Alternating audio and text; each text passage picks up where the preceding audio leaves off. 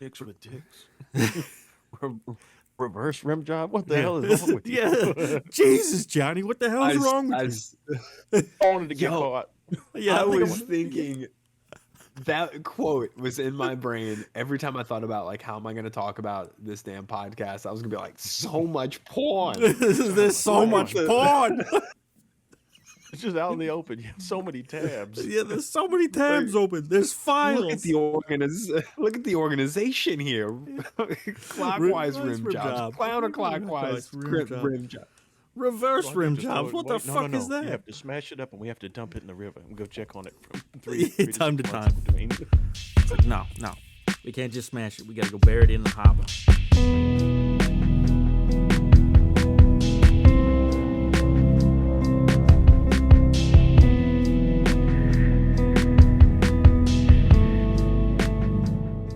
I would like to introduce today's sponsor, Zen. Yeah, shout out Zen. Oh, you got them Zennies, boy. Hold on. They're too goddamn bright. Oh, ain't no way this boy got some Zen on him. There we go. I didn't know you did Zen. Shout out Zen. We just picked them up. 3 milligram. Oh, you got the 6 milligrams. Good dude. God almighty. You got that big Citrus dick. is where it's at.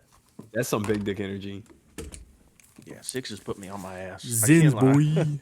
Well, actually, 6s aren't too bad. It's just because of how frequently I put them in, like every 15 minutes. So like eventually all that nicotine stacks up and I start getting really nauseous. Yeah, buddy. I think we recognized your addiction in our last podcast. Yeah. I was tripping for a second, dude. My little desk light went on behind me. I was like, what the fuck is that? But no, this is actually an old can.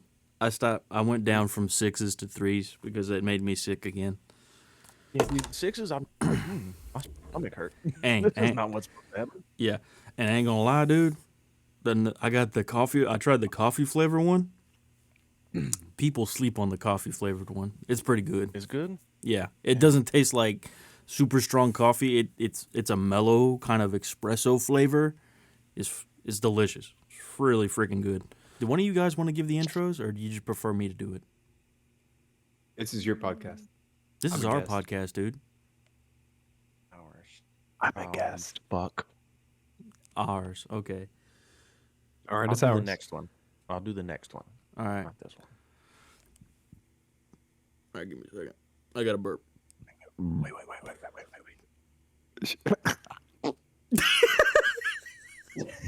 Clip that.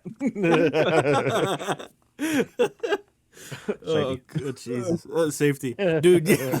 Oh, do you guys remember that time we were in Kyle's house and we were trying to do like the EVP session with the little shitty like handheld recorder, and we set it down in Kyle's room and we all sat kind of like across from each other.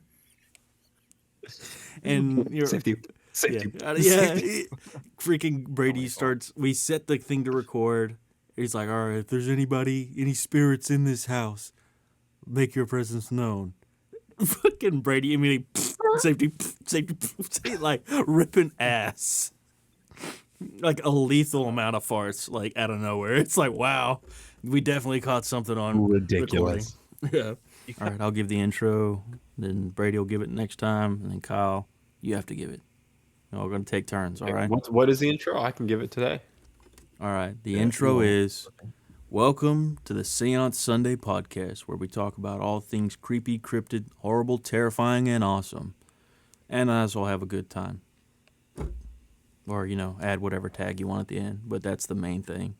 Welcome to the Seance Sunday podcast, where we talk about all things creepy, cryptid, horrible, terrifying, and awesome. And then, introduce It sounds everybody. like you just gave it, so I think we'll just go with that. Oh, Jesus. Scared. It's fine. It doesn't matter.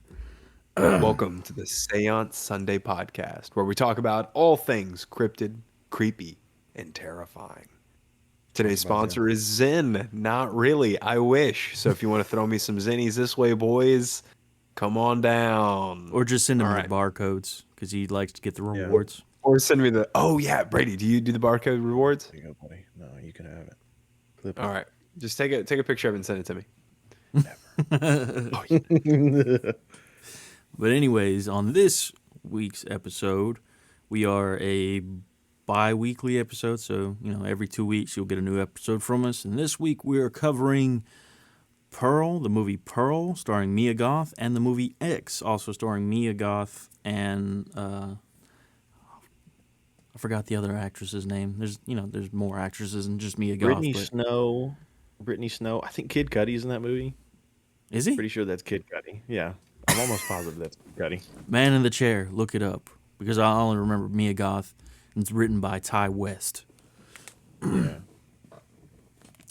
Anyways, we're going to cover these movies and give our own personal opinions, insights on them, how we felt about them, what we liked about them, what we didn't like about them, and if we think it's a good watch and you guys should definitely go check it out or not if it's worth your time. So, spoilers ahead. If you haven't seen these movies, spoiler warning. If you haven't, still good to listen, see if it's something you're interested in. Anyways, so we're going to start with X, is what we agreed with, which was the first movie that came out, and it's kind of like the prequel to Pearl, and yeah, take it from there. Who wants to talk about it first? Give their thoughts about it. Ray, do you want to kick it off? Yeah, let's kick it off with X. So, as Manny said, would it technically be the sequel to Pearl, or would it be the prequel? I'm sorry, yeah, the sequel. I'm sorry about that, but it just came out X is the before Pearl. prequel. Yeah. Yeah, based in I think it was like 1980s, like early or late 1980s. 1979 is like the opening title credit. Okay. Yeah. Okay. Yeah, X is the sequel to Pearl, as we said. The basis of it is just a young group of men and women that want to make early stages of pornography is what they're doing, basically. Homemade pornography. That's specifically what they Homemade. want, straight to video pornography that people could have in their home. Homemade, very cinematic and like deep pornography of the guy that has the long hair that really wants to film it. So, Yeah. out of the two, I do think that X is the lesser. Being a sequel, it kind of like finished up some of the other things. It was cool to see some of the characters from Pearl. Like you said, you got Pearl and you got her husband, and you get to see what happens after actually Pearl concludes. Basically, it's a really not very deep, just horror slasher classic film is what it is. It's kind of cool to see that because you don't see it nowadays a lot. Usually it's something that has to be like a big jump scare or some sort of like twist on it, but this is just a very like basic horror classic slasher is all it is. Of a woman that never got to see or do anything she actually wanted in life, so she likes to kill and watch people have sex. That's what she Yeah. likes to do. It's So, a pretty good synopsis of the movie right there. It's Pearl, the old yeah. lady.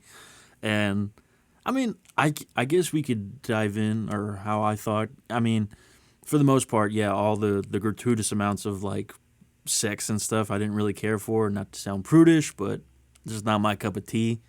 I thought it was excessive, and there wasn't a whole lot of substance to it, other than just to, I guess, be visually graphic with sex.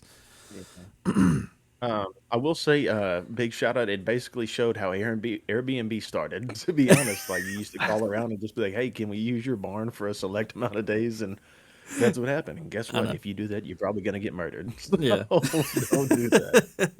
that or Um, someone's gonna film a porno in your house. So yeah. Well, you kind some of of weigh the that things out. I will take away. Yeah, some of the things I'll kind of take away. So did Mia Goth? She played. What was her name? Her name is Maxine in Yeah. X. Mm. And I guess did she also play Old Woman Pearl as well? I think she did. I'm almost positive she did. I know she just Yeah, had I could like even be makeup wrong. on, and it was Yeah, actually I think Mia she has the Goth in makeup. prosthetics. I Yeah, think it was Mia Goth, both Pearl and Maxine in that movie. So, and Maxine, it was kind of a good parallel to see that she kind of wanted the same things Pearl wanted, just in like a more, I guess, excessive way. She was willing to go like the pornography route to like get her fame and be who she wanted to be and get in front of the big screen in the early stage of pornography. So I thought that was a cool parallel to look at in the movie. yeah, Brittany Snow, the lady with the blonde hair, she's from Pitch Perfect and all that kind of stuff. yeah, She definitely played like the go-go blonde girl in that movie. Any classic horror slasher has one, just the yeah. kind of dumbfounded one that usually gets killed in a I know. really funny way, which he kind of did. Yeah, eaten by an alligator. Um, yeah. And then Kid Cudi, I was actually kind of sad to see his character die the way he did. I know. I really thought he was going to go out more of a hero, but it kind of sucks. He just got blown away. I know. Like insanely, just I know what kind of man you are. Bow. Mhm. Like damn. Ooh. All right. And one of the most cringy parts of almost that entire movie is when what was the white guy's name in that one? The guy who's like the director. I can't remember his actual name in the movie. Oh, the writer. It's, yeah, Was it it's Wayne. Wayne? something really Yeah, it was Wayne Wayne. Wayne. Yeah, something. Yeah. when he goes to step on the rusty nail, man, oh, it just sends shivers through my spine. It Yeah, just that goes deep into his ooh, foot that because was it So happened to me Norm, when I was a kid.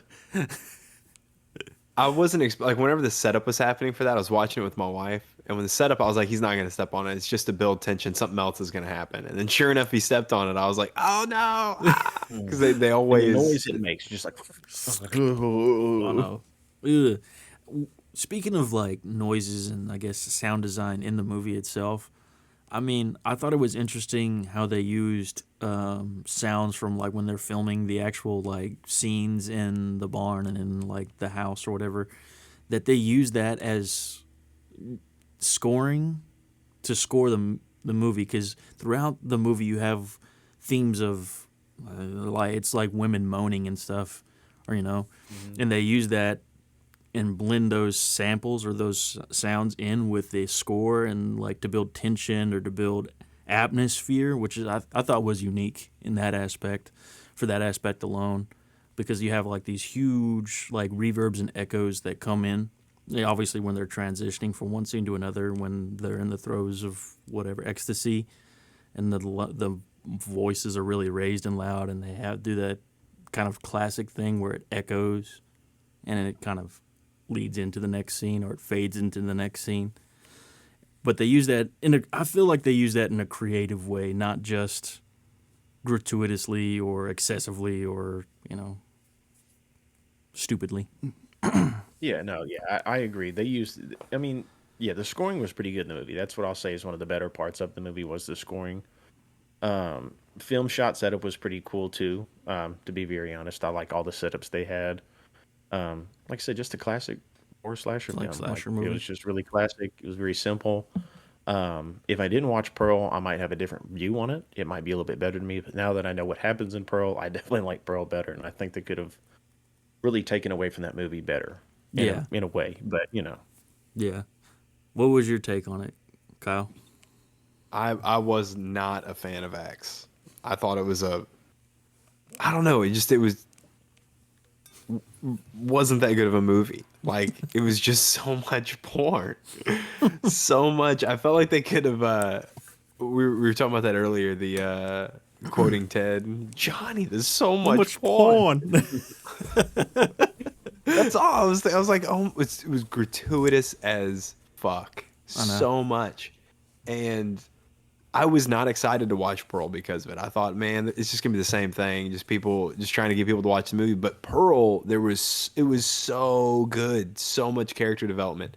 I felt like we missed out on a lot of really good character development. Yeah. You sort of had a little bit with the The Maxine. who was the not Maxine. You had a little bit of character development with who was the guy who was Owen Campbell played RJ, and then Yeah, RJ is the guy with the glasses and the long hair who records. He's the yeah, film and then guy. Lorraine. You had a little bit of character building there, where like you see that tension where she's what did Wayne call her, church mouse, Yeah. yeah, and it like really She's building on like prudent how shy she is.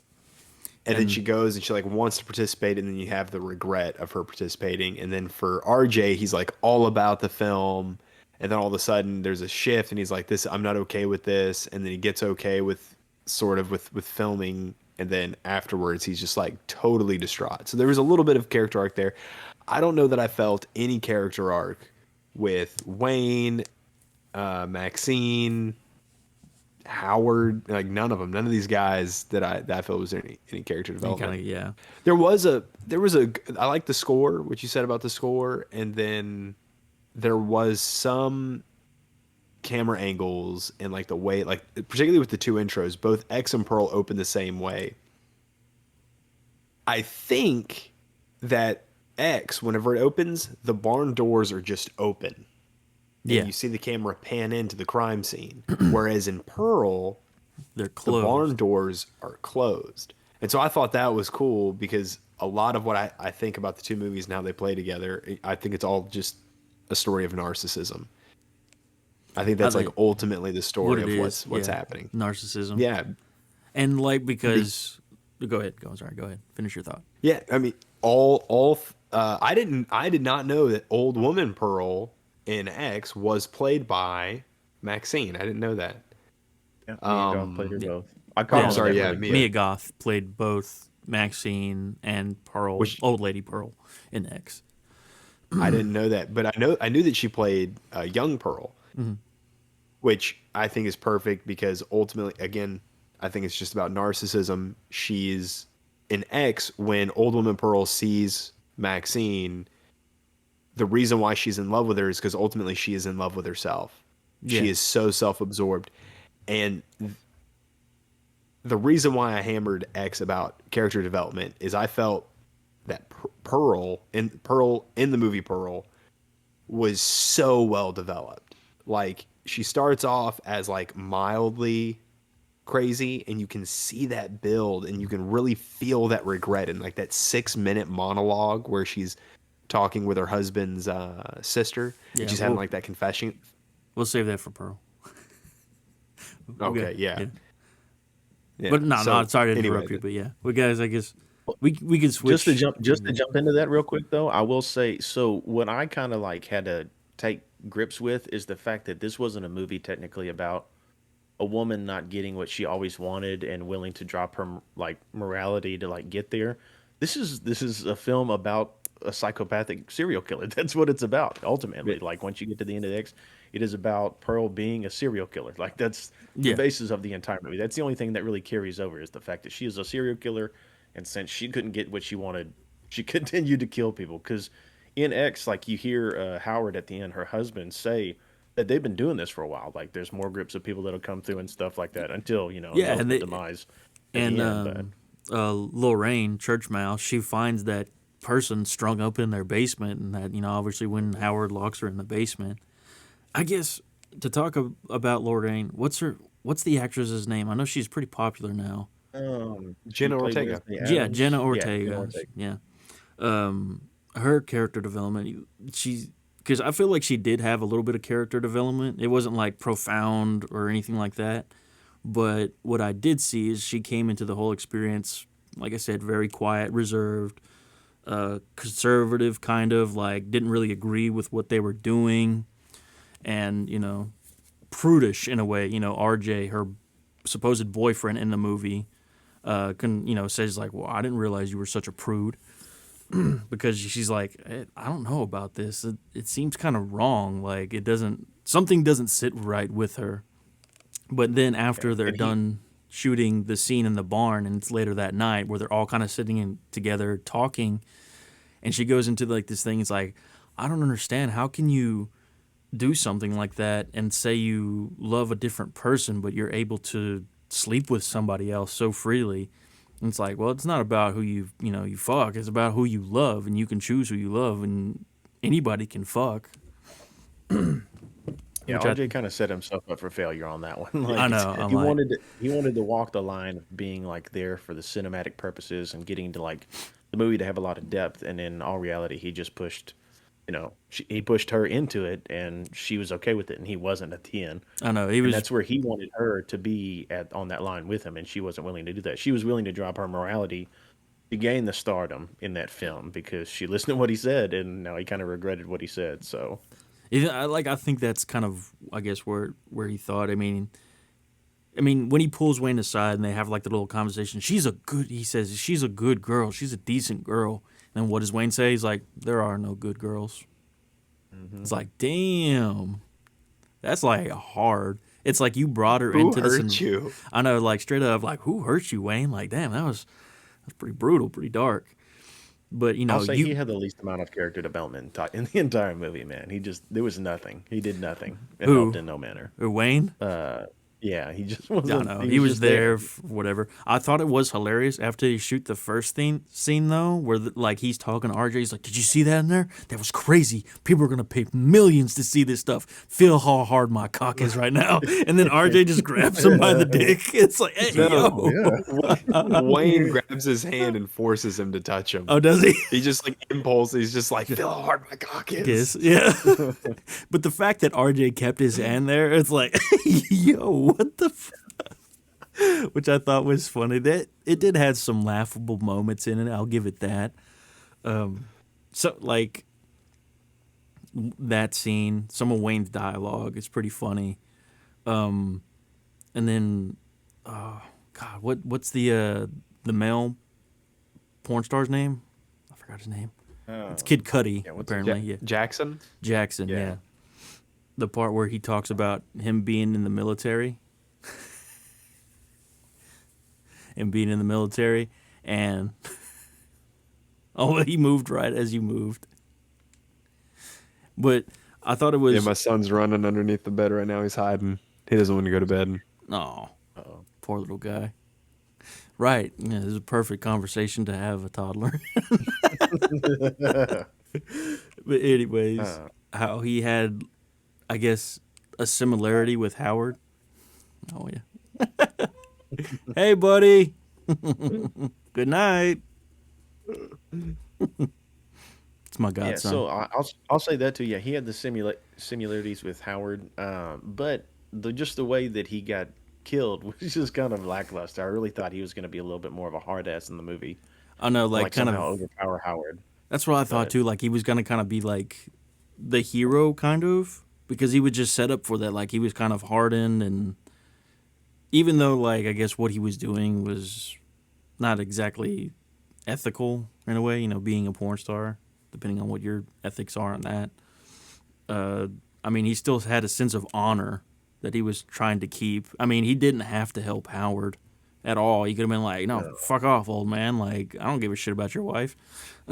The fact that he shows up to the door naked when Howard's coming out to like investigate, I'm like, "Hey, yo!" And they slightly hint at like the size of his penis because you have like just a little bit of shadow. well, my problem is everybody's just putting on skivvies to go walk outside. Y'all are fucking nuts, man. If I'm going outside, I'm putting like some shorts, a shirt, and some goddamn shoes on. I Everybody's know. just like, let's throw on a pair of whitey tighties and walk outside barefoot. Who cares? Nah, I know. I go all butt ass naked. And the reason is because if there is somebody out there, they're gonna be scared as hell to be run. You see a bald naked man running with a weapon. Nah, they ain't fucking with that. Well, dude, think So you about it. roll Like, your ankle. think about the place that this is set in. This is set in somewhere in rural Texas because they're in Yeah. Houston, Texas. Like they leave from Houston, Texas, from the strip club at the Where beginning did of the they go? movie. And I don't know. It doesn't say exactly where they go, but it does hint to the name of the ranch in Pearl, which is Powder Keg Farms. That's the place to go. I don't know. You can Google that, see if that's a real place or what area of Texas that might be. But yeah, like you said, Brady, they're just going out in their freaking underwear and stuff out in the middle of on a farm in Texas. That's asking for freaking hepatitis or tetanus. Like when he Throwing a steps pair on of the flip nail. flops on or something, man. I know. Something's gonna get on my feet if I'm going outside. Oh But god. yeah, Now I yeah. I guess think this. there was Go there was ahead. a lot of missed opportunities. I think from like parallels from Pearl to X. I think there was a lot of missed opportunities. I think if they go back, they'd probably do it some way different. I Yeah. did since we're on the aspect of Cuddy's character. I do like how Brittany Snow definitely like hurt his pride when she was like, "Honey, I don't need you here to like do this," because he was all like big man. He's like, "Yeah, I did it good," and stuff like that. She's like, "No, I can make these noises anytime I want. I don't really Yeah. need you here." Which I thought that's the only character development she had whatsoever. But I thought it was kind of strong to like hurt his pride in a manner. But I know. You can see him. He's like, "Oh, I'm not the man. I wasn't giving it to you that good." Oh, poor I little gotta man take doesn't care want of to go to bed. business. Yeah. Which I thought was funny, but it's pornography. It's essentially Yeah. nymphomaniacs. Oh yeah. And that's what Wayne was just crazed about that. That's all he really cared about was making money through these films. I will. So if somebody wants to clarify this for me, how did he die? Did she stab him with the pitchfork through the eye, or did she shoot him? That's what I want to know. I couldn't catch on to it. I rewound it, and I still couldn't understand. No, It was a she pitchfork. yeah, Went right through pitchfork his head. right through the eye holes when he was peeking through the thing. The holes Yeah. in the barn, just straight through there. How did she get one prong of the pitchfork through there? That's what I want to know. Or It were there like wasn't. multiple? There was multiple holes because remember he like shifts his sight, Yeah. and then Yeah. you see it clear, and then she must have just been that good and was able to Like, string all three prongs right through, and then it was a bottom shot, and it went Right through his sideways. So you eye. talk couldn't about a see it. professional serial killer. She is a Like straight professional for serial for killer. an old lady. Like, damn, Pearl's got some precision. I have to give her props for that. She's Hmm. creepy as shit when she lays in bed with Mia Goth and is like, Oh, caressing her and stuff. Like, oh, The terrifying. worst. that scene made my skin crawl, dude. I was like, oh god, Awful. like You see the like stained blood as she's like caressing her on it, body. Oh, rubs it on her and everything. Oh god, that scene alone I is traumatic. just thought of something. Yeah. Just thought of something. The after Mia Goth kills after Pearl, young Pearl kills, is it Maxine? She's covered in blood and she's over there petting all of the animals. So she was covered in blood petting those animals. And then she was also covered in blood Petting petting her Maxine, new yeah. favorite audience. That's right. Yeah, that's right. Well, it's because old Pearl reminded Maxine reminded her a lot of herself Herself when she was young. younger, Yeah, and you can even see she when was they just go jealous in. that she had the Yeah, She was jealous she had like the gusto to do something like this and make a name for herself. So strike off. Which I feel like there is a theme throughout, I guess, X where they have scenes of like the preacher on TV preaching a message to a congregation, and the big twist at the end, it's like he's like my daughter Maxine's been missing for the past 2 years or something like that, and you find out it's like, oh shit, it's Maxine, like that's his daughter who's just gone through this terrible fucking thing, and they're looking for she her. makes it out too. She Yeah, makes it out of there alive. The only Yeah, she one. survived. She's the only one that survives, which I think I'm like, wow, okay, I didn't see that coming. That's an interesting twist, I guess, if you want to call And it a she twist. double tapped her ass too. Smartest move in the fucking books, man. Straight Double up, tap somebody. Ran over her head, got it out the way. dude. 'Cause, yeah, Freaking, so when What is the what opening is at the ending whenever she's driving away in X? What happens after she drives away? that's it. Yeah, that's it. There's She no other runs over the imagery. old lady's head, just gets the hell out of there, and Yeah. then it comes back to the current daytime when the cops have found the body and Oh yeah, the film's playing, Mm-hmm. which I thought was That's kind of right. lackluster too. The cop thing I thought was gonna be a lot deeper, but it wasn't because when the film first opened up, I thought it was gonna be the scene from the end of Pearl, but it wasn't. It was the whole new scene from X, which I was a little confused on until the end of the movie. So yeah, and that's something we can touch on about Pearl because the peoples that Pearl kills when she's young, you never figure out how she gets away with that because she does some pretty terrible stuff and murders a couple people. It's like I don't know how she never got caught. Theta the crocodile, that's how she got away with it, or the alligator, that's how she got away. I Theta. know. It's still Do crazy. we want to go into talking about Pearl now? Because I think that would be because I'm Okay. wanting to talk about that too. Before we do that, can we just, I guess, because this is a slasher movie, we have to rate like our favorite, most Yeah. creative kills in it, what our favorite ones were, and what the worst ones were. I'm gonna say the most satisfying, which would be me saying my favorite, is Jenna Ortega when she gets all pissed off after Maxine lets her out of the cellar. She's like, I hate you, I hate all of you, and she goes sprinting out the door and just gets blown away. It's like that's what you get for being a dumb freaking. Ugh. To me, it was like you freaking deserve that because like you overreacted. Like you were free, you could have worked with Maxine to like formulate a plan to you both get out of there alive. But you were so riled up and couldn't think clearly. You're like, I hate all of you. Sound like a freaking teenager and runs away and then gets blown away. I'm like, you deserve that for hang being on, stupid. hang on. Let me give what was her name, Lorraine. Yeah, Let me Lorraine. give Lorraine a little bit of props here. Think about it from even if you are acting like a teenager. what all had happened to that point in the scene.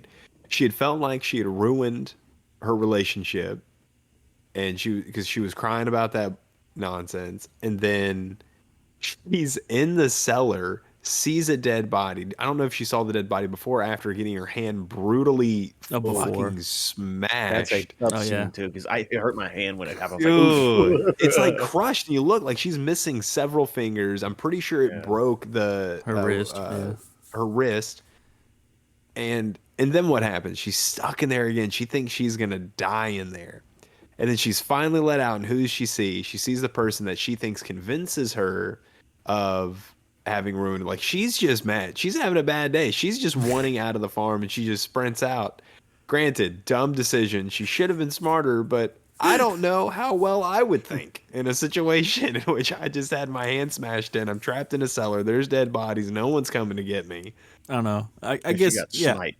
I can see Absolutely that. sniped. Yeah. Just oof. I can see that. Okay, that does make sense, but it was just the way that they went about it. Like, I guess just her visceral reaction that she had is understandable, but in my own logical brain, like, I would just be relieved that I'm out and like I'm away from, like, I'm out of one being locked in a cellar. I'm now out. I can be free. Immediately, even though I think, we can all speculate what we think we might do in this situation. But I'm like, you know what? You have, because Maxine, she had the gun. She's like, well, you have a gun.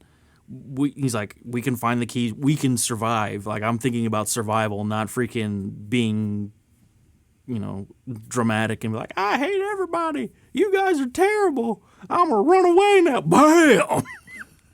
And get Well, a lot blown of up. criticism I hear of people when they're watching these types of horror movies is like, why do they just stand around and not just run away, get away from the farm? That's exactly what she does. And so I almost wonder if the director and the writer were thinking about that. Like, how about we just have a character that actually just runs away Runs from the away. farm?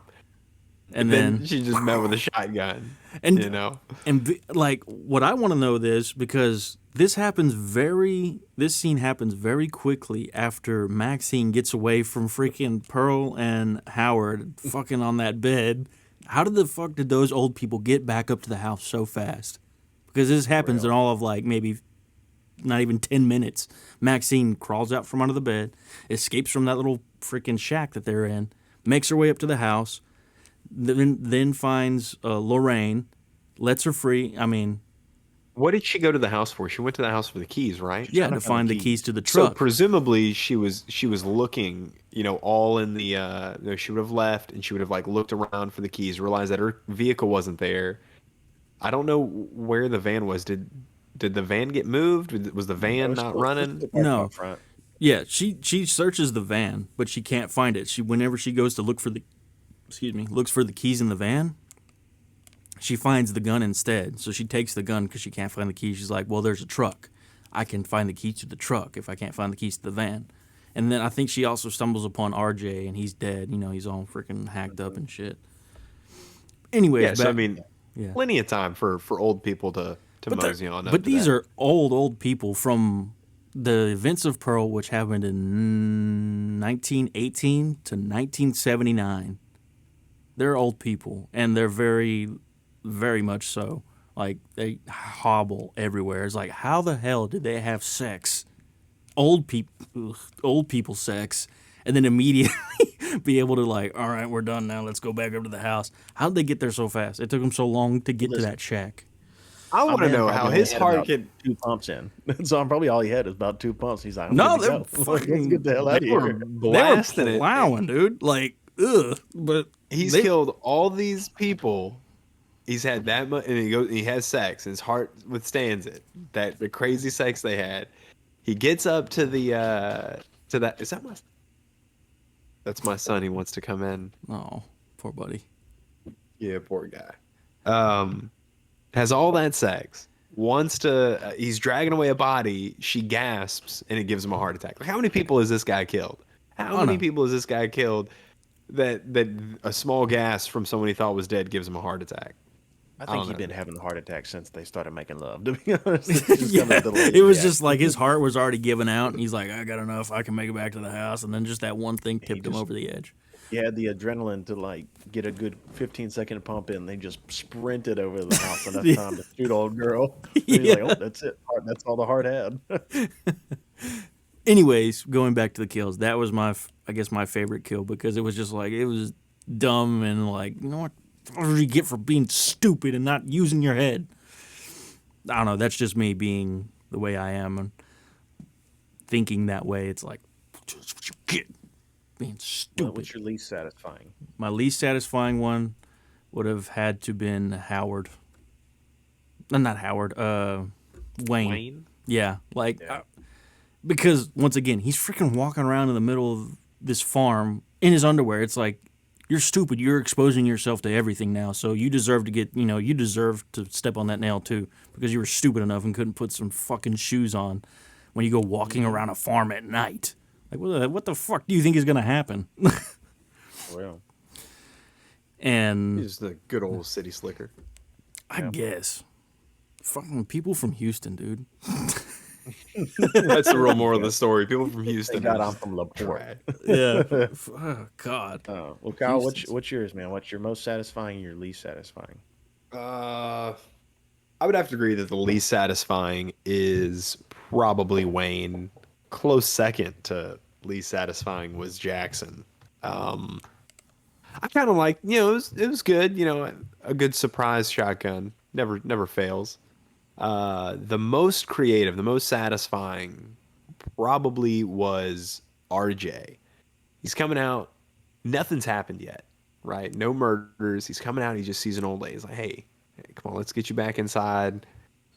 And when she's like killing him and it's just going everywhere, there's blood everywhere, the scene turns red. There's enough blood to cover the lights. I like the way that they made the scene, and then all of a sudden she's dancing again. Yeah. She's dancing. Good parallel to Pearl, but yeah, So RJ was your favorite? Yeah, that probably was- as far as most creative. Yeah, creative wise, yeah. Okay. What about you, Brady? Well, I'll say I definitely think Jackson was the least satisfying, just because all the buildup of him being a Marine and stuff like that. I thought he was gonna go tooth and nail. Instead, he just gets point blank blasted after trying to help old man. I really thought he was gonna get got by the alligator too. That's what I I thought thought that too, was yeah. coming. He was in the water and everything. Again, barefoot, skivvies on, just walking around in a lake, leeches everywhere, alligators. Who knows what's in there? But he just gets blasted. I know he even goes into the Um, water at one point. It's like, Yeah. Good Lord, man, you brave, man. There's enough. Hey, there was enough skin on the lower regiments for a couple leeches to latch on, brother. From what I saw in that silhouette, but I think the most satisfying was probably Pearl, just because the why not so satisfying is the fact that Mia Goth's Maxine character was able to dodge a shotgun shot from like 15, like just went bam. yeah.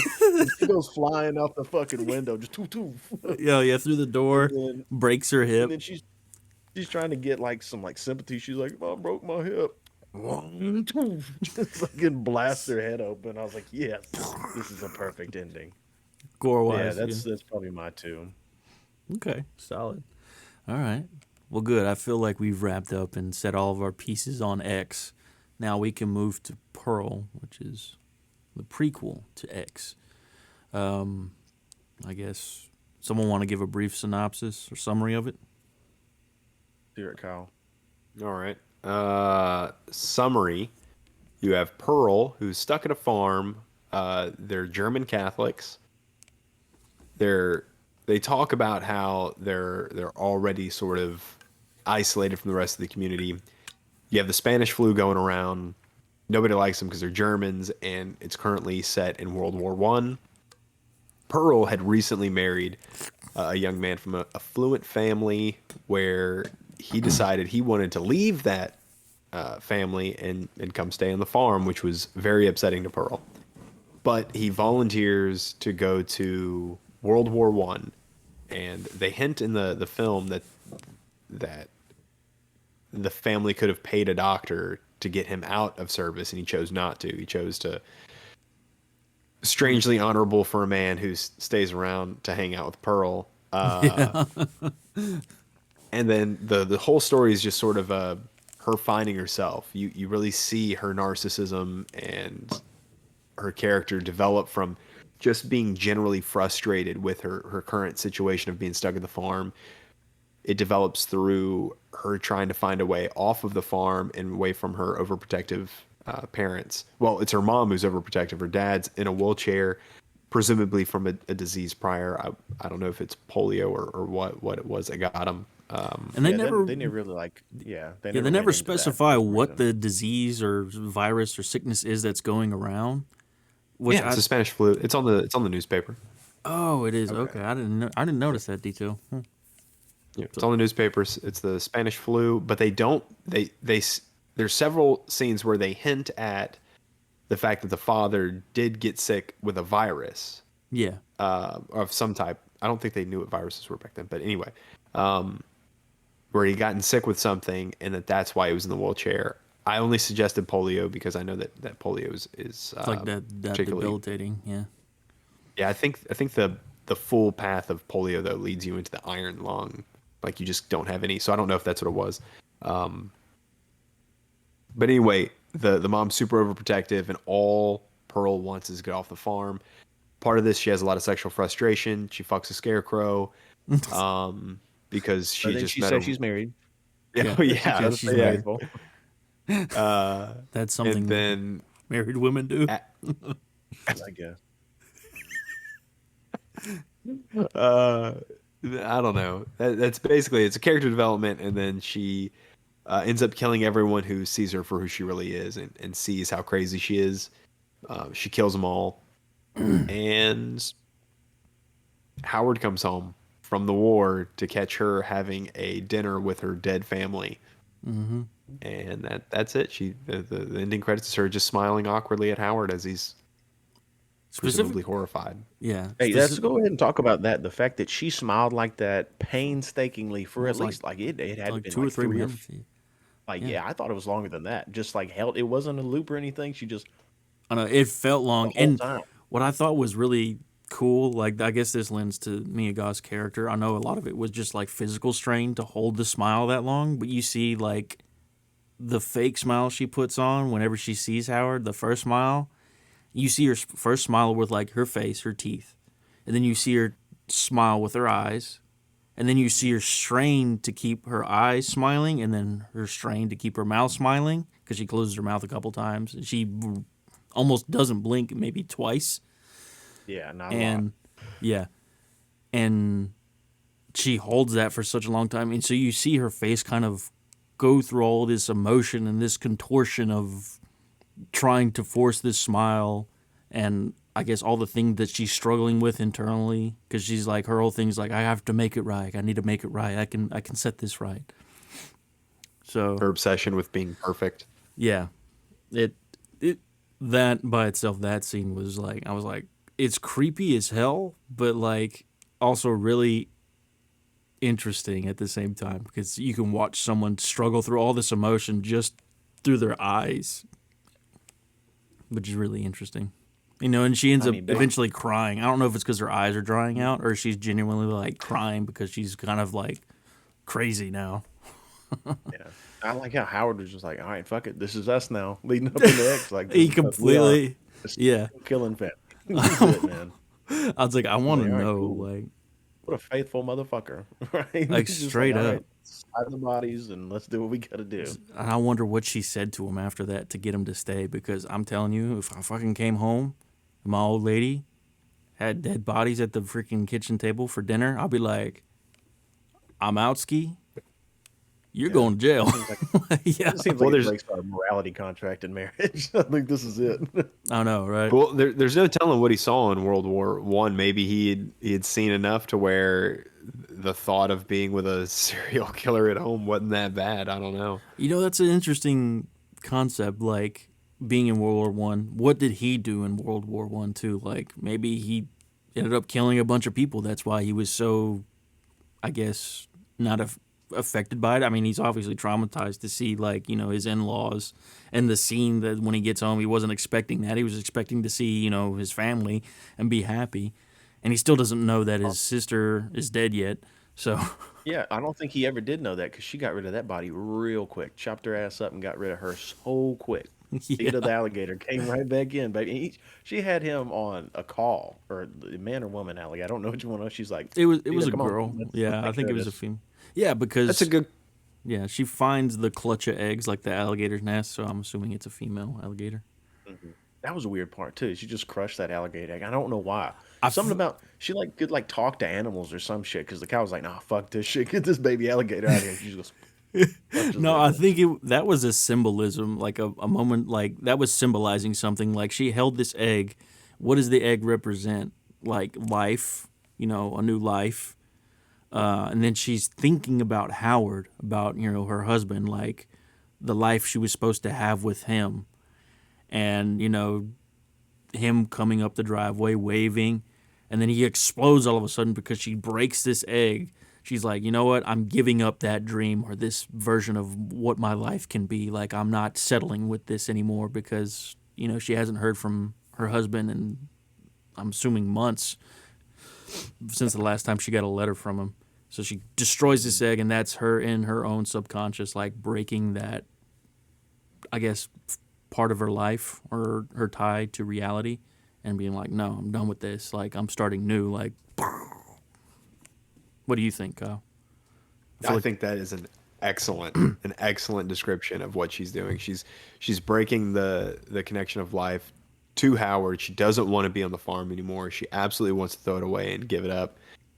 I also think there's a little bit of a tie-in with the premature birth or the premature death of her first child.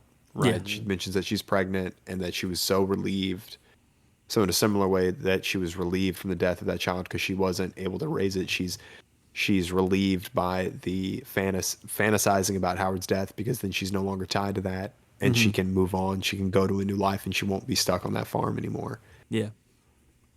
Very good. Yeah. I Yeah. think it's real I good. Yeah. mean, this whole movie was just like, and I didn't really catch on to it until after I finished Pearl. Is the fact that this whole movie is just setting up to like, a very restrictive like German Catholic mother plus no husband around sexual frustration leads into a woman being a serial killer right off the bat. I She know. just kills that duck for no reason, just because he quacked or some shit. She's like, "All right, you're dead." Just kills She the duck. kills the duck because the duck stole the spotlight. Yeah, The that duck bitch. threatened her Oh, ability to shit. be the center stage. The that's what I was saying about the opening of both movies. The Yeah. opening of both movies, one, the doors are open looking at the crime scene. I think that's X. Yeah. Well, that's the story of how she's already opened up to who she truly is, right? This psychopathic person. Whereas in the opening of Pearl, it's closed. It's the opens only as the camera approaches. It's talking about the opening of her life. It's the opening of her story. Hmm. And so the barn is the central theme of both openings. And what does the barn represent? She says that those animals are her best audience. That barn is where she spent all of her life. She was always tending to the animals, feeding them. It's where she didn't want to be, but it was also the place of her best audience. And so when she's giving her little performance, and that duck, they squared the camera right on the duck. You have these big open doors, a gold like golden hay, and Yeah. it's just walking right up on it, and it steals her spotlight in the middle of her show. Yeah, where she's And doing a little it, routine for the cow and the sheep. And you think about that yeah, when that's interesting because she does refer to it those animals as her audience. They're a captive audience. They can't get out. They're in their pens. They can't go, so they have no choice but to good fucking point. be bystanders to her little crazy monologue and shit she does in her head. Where the goose obviously can come and go as freely as he pleases. And she's like, "How dare you step into my spotlight? This is my audience. This is for me." And he's like, "Well, I can come and go as I please. I'm a goose." She's like, "Fuck So you," she and then kills. feeds his ass to the alligator. Yeah. Oh, Well, she yeah. has a weirdly close relationship with, like I said, she has really weird relationships with the cow and the alligator. I know Like you both kind of of them, wonder. It's just like, like. can she talk to him? Is this like a Doctor Doolittle situation, or what is this?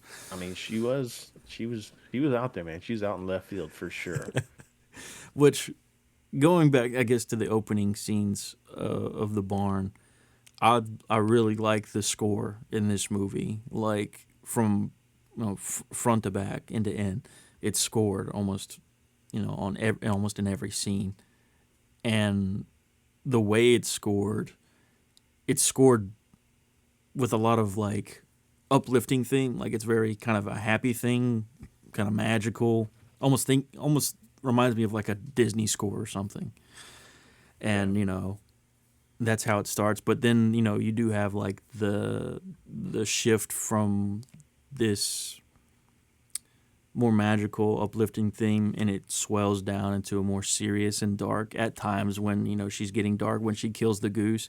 And I thought it was one thing that stuck out when she goes to kill the goose is like whenever she grabs the pitchfork, they subtly added like the blade sound Mm-hmm. in the score, which I was like, oh, that's neat. Like it's like a little piece of ear candy that I liked to have because Didn't they notice didn't that. have to add like that, but it was a musical kind of stinger, but very subtle, and that's when that mood, the melody, and everything changes to that darker tone with the reveal of the pitchfork. It's like you kind of know what she's gonna do. She's gonna fuck that goose up. Yeah, I will say the score definitely kept some of the lull in the movie like uppity, Mm. because I think the only thing I'm critical about on Pearl is the fact that it was kind of slow in a lot of moments, where I kind of got a little bored in between. But the scoring definitely kept it up there, kept you in the moment and stuff like that, wanting to know what happens next. And then another thing I wanted to touch on is that like just the subtle tendencies of what Pearl would do to her father that also led you to think she's going to be a serial killer. She would like pinch his hand while she was taking a Yeah, bath, and that one time when she's like just like getting all up into his trachea, like choking him that one time. I was like, oh my god, like what kind of father was he before he got all sick? I know. Well, the thing is, like, Uh, it's an interesting relationship she has with her father because she like looks deep into his face and she's like, "Are you even in there? Are you still in there?" So in her mind, she's thinking like, "Is this really even my father anymore?" Because he's been like just a shell of a man, of a person for they don't specify, but for a certain amount of time, and she's contemplating, "Is this still even a person? Is my father really even exist in there?" Good Which, point. yeah, I didn't think about this, but all the people that she reacts to, she's reacting to their facial expressions, right? Whenever the projectionist is like, "Oh, all right, I gotta go now. You're crazy," and she like lets it out that she's been lying the whole time. There's not a dog in the basement. We'll talk about that in a minute. yeah, and she But says like, he sh goes cold on her. Yeah, that's Yeah, right. Same thing happens with, was it Mitzi? What was her name? yeah, Mitzi, that's Mitzi her was sister-in-law. Howard's sister. Yeah, Misty. No, Misty. Mitzi. yeah, Mitzi. Mitzi. Mitzi. Mhm. Dyslexic, sorry. So when she's talking to her, same thing. There's this change in facial expression. She can read that body language. She even like screams at the projectionist saying, "Yeah, I feel things very deeply." Yeah, But you just pointed out that she has that strange relationship with her father. She never gets mad at her father. yeah. Even though he's crying, we can see the fear in his eyes, but he doesn't have enough motion to control any of that she can't read what he's thinking, so she doesn't know that he's in there. Whereas we as watchers can tell that he is in there because he is making facial Like expressions. with his So eyes, he's not making it with his with his face; it's eye, with his eyes. Yeah, she can't really feel that empathy I wonder if for that's him, a and so yeah. I wonder if that's a form of like her own like I guess mental disability because she's psychotic in a way. She's crazy. She's had this obsession with killing things. And so I Hmm. wonder if like that's how she says like, things that couldn't hurt me back. It didn't, it doesn't feel weird to me because, they can't hurt me back. I don't she doesn't see them as people or things. And then she said obviously when she kills her mother and the projectionist, that was different for her because I guess she could see the faces of them changing and going back to her father. She can't read his facial expression because he's like slack on one side, he's paralyzed. She can't read eyes. She can only read facial stuff. And yeah, she was only regretful of killing one person. It was her father, because her father's the only person that could not talk back to her. He just listened because he had to. Yeah, he But that's the couldn't. only person that she killed that she was regretful about. Even her mom. Her mom, she kind of had a little bit of regret just from like mother daughter type stuff, because she laid in her arms after she burnt her and threw her ass down in the cellar. Yeah, But she laid in her arms after a little bit and just kind of like set her up and everything. And she just a huge amount of regret. And I think it stems off the fact that she had a miscarriage. So I'm thinking there might even be some postpartum, like deep postpartum depression. 'Cause there was nothing they could do about it except for take pills back then. that kind of stuff, or you might be a witch. But I think it stems off of her losing that baby. I think that really kind of stems into her psychosis about just wanting to be a serial killer and kill anything she talks to, because just Yeah. a huge long monologue with Mitzi, the sister, at the end. And then Yeah. she's like, "Oh, you're gonna leave? Nah, you're getting killed, bitch. You are getting killed right now." She says it several times. All she wants is to be loved. Loved. Yeah. And so when she kills mom, the only time she ever touches her mom in any sort of affectionate way is when she's dead. Dead. It's sort of Yeah. the captive audience idea. She can't run away. So Yeah. now she can lay in her arms and she can put her dead corpse arm and she doesn't care. She doesn't, it's not that it's cold, it's that she can finally be loved without fear of that thing running away. Yeah. It can't Yeah, leave. man. And that's her big thing too, because she feels she married Howard. She wanted Howard to take her away from all this. She doesn't want to be on this farm. She wants to be free from this life. And what does he do? He leaves her. She feels abandoned And it because stays he goes, too. He stays over there too, even though he could have came back. He yeah. stays over there. He chooses to stay. And I think she found that out for the first time when Mitzi told her in the barn when they're talking about like going to the dance audition. She's like, my brother.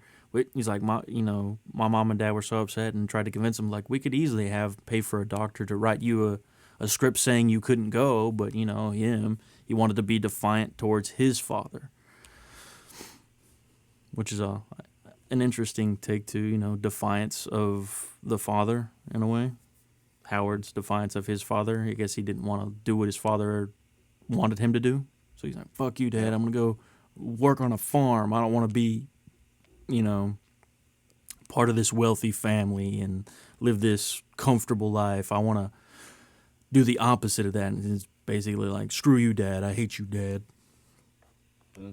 But she just had so much regret for everything. Like, she just thought she could fix any sort of manner. Like, the psychosis was real. Like, she just Yeah. thought she could fix it. As Which, long as I set him up for dinner, we're good to go. I know, right? Like, I can put everything back together how it was, and it's going to be good. Which is, yeah.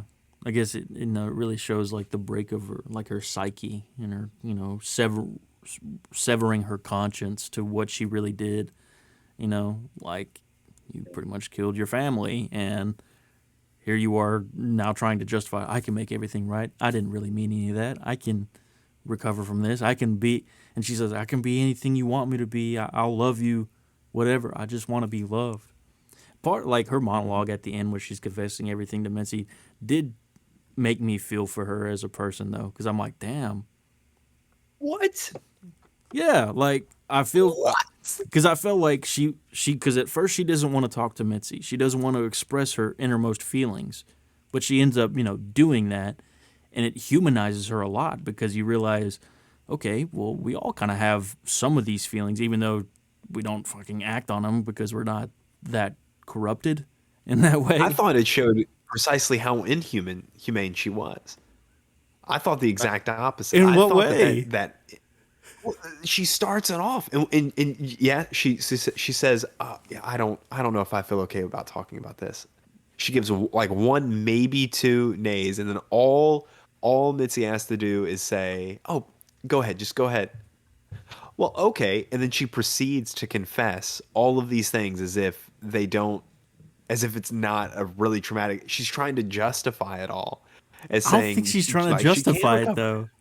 I think she's just... She's like, oh well, I pulled up some quotes. I was rereading. That's a great I'm not saying It it's a is. bad monologue. I love that monologue, but precisely the opposite reason. I don't think it shows Humanized her?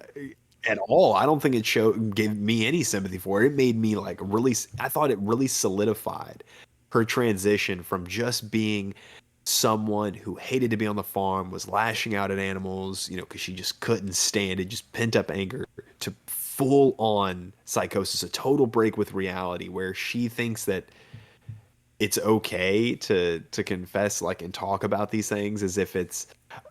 So here she talks about how I'm quoting something from Pearl when she's talking to Mitzi, Yeah. and this is the part where she's saying. She's finally getting to the part where she's talking about Howard. She goes, "You were from somewhere, a nice, comfortable place that you could return to whenever you wanted. I'm so desperate to have that. All my life I've wanted off this farm, and you were my ticket." You were my ticket out. So I made sure never to let you see who I really was. And it worked like a charm too. Then you finally brought me back to meet to your home to meet your family, and it was just as I had hoped. Like straight out of the pictures. At least that's what it felt like to me. But you didn't want it. You wanted to stay here with me on our farm. And it made me so angry. How could you? I'm certain you knew I hated it here. You must have.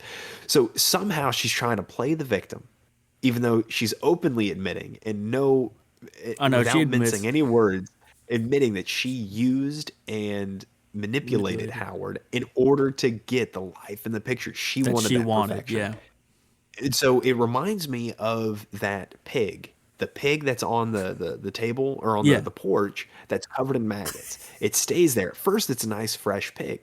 And yeah. then over time, it just keeps getting worse and worse and worse and degrading. And it's the same thing that she's squandering opportunity that she has. She has an opportunity to live a very happy life on a farm with a man who really loves her, who's honorable enough to not get out of going to war and to fight for the country. And what does she talk about?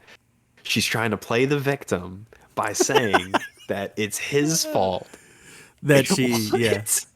What? Well, This chick's crazy, dude. Red Yeah, flags from the. I'm kind of on the side of Kyle too because she just had a huge sense of entitlement the entire movie. She's like, I deserve this.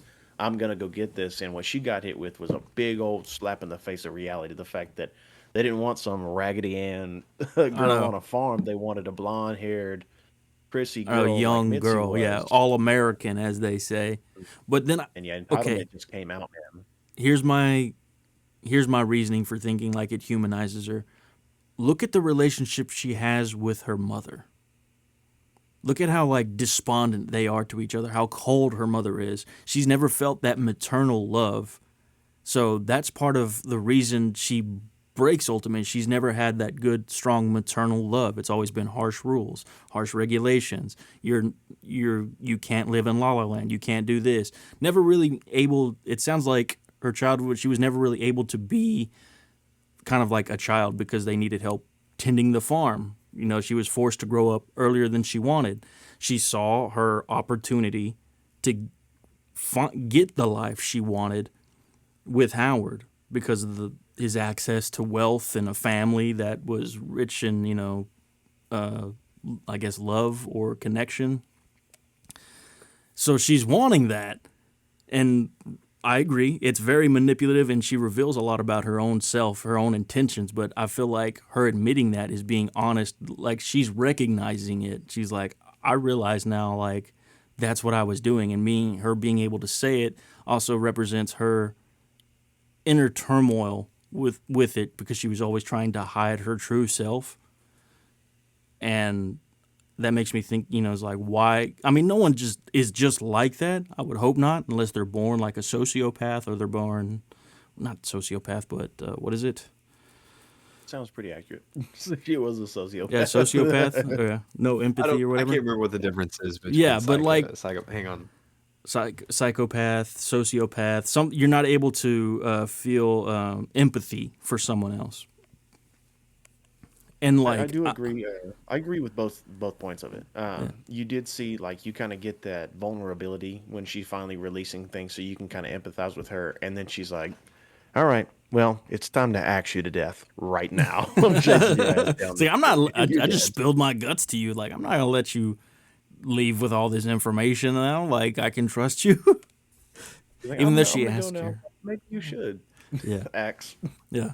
But, like, and I guess me tries to see like where this darkness in her is coming from. It's not like she's just born with it, even though her mother says she is. She's like, I've seen the darkness in you. I know the malevolence that works, that is within you. Okay, well, I mean, what have you done to help, persuade her from that or try to be a maternal figure that would try to pull her away from that darkness that you see? Because I guess it's something that we all have at our core instinct. It's something we're all ingrained with, this ability to, I guess, do terrible things when we're pushed to a limit or where we have this lack of affection. We know we're constantly striving for it. So I feel like from her childhood. She was denied that type of maternal love. And like she said, I just want to be loved. And so this is her trying to find that in the best. I mean, isolation can, make you go crazy. Because she says, I've been isolated on this farm. It's just been me and my mom, who hates me apparently, and my dad, who is, you know, paralyzed. So, yeah, she recognizes him as her father, but she doesn't really have a father figure because she can't talk to him. He's, unable to talk. She can talk to him all she wants. He just can't respond. But it does make Exactly. me think that he might not have been the best father prior to his illness. It just kind of seems like, and the parents were enablers just as much too. They didn't have any empathy towards their own daughter to help her out in any way. And I mean, first off, she was definitely born a psychopath, 100%. She had that dog in her. Is what I like to say. That rabid fucking dog, man. Got that But dog, just it just continued on being just Smoking gun manifesting beetle man. inside of her until and then like I said, that whole monologue is definitely like the climate. I would say that's the delayed climax of the entire film.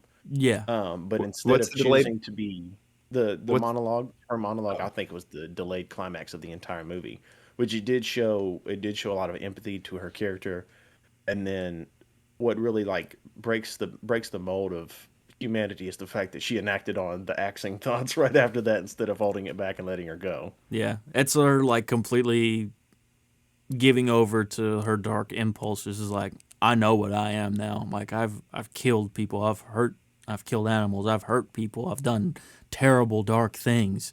That's just who I am now. So she immediately gives up, gives into it. She's done fighting the dark urge to kill because, Yeah, because yeah, that's the thing that she was good. That's the only thing she was successful at in her life. She said if she doesn't get this part, it's over. She's not dancing anymore.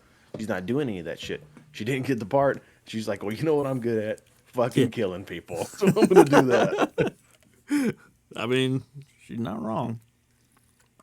Yeah, she was successful. At least what 5 to 6 successful kills. Yeah, confirmed.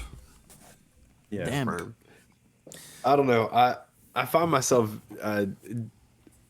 mix of agreeing and disagreeing with various statements. I think that there's some nurturing nature in a lot of it, but man, I don't give any sympathy towards, like, if she were to get the full brunt of justice, like, I would not bat an eye in any way. This monologue reeks to me. I think it's a beautiful in the sense of the way it really highlights the pinnacle.